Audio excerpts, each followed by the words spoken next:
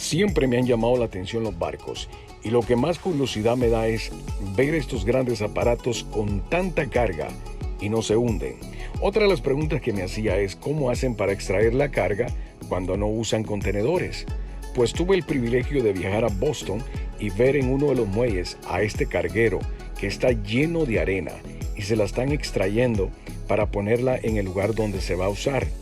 Vea las grandes grúas que usan para extraer la arena y cómo la tiran en el lugar donde va a ir. Esta arena la mezclan con sal y es usada en el invierno acá en New England. Y esto es bien interesante, cómo cada día estamos aprendiendo de la vida.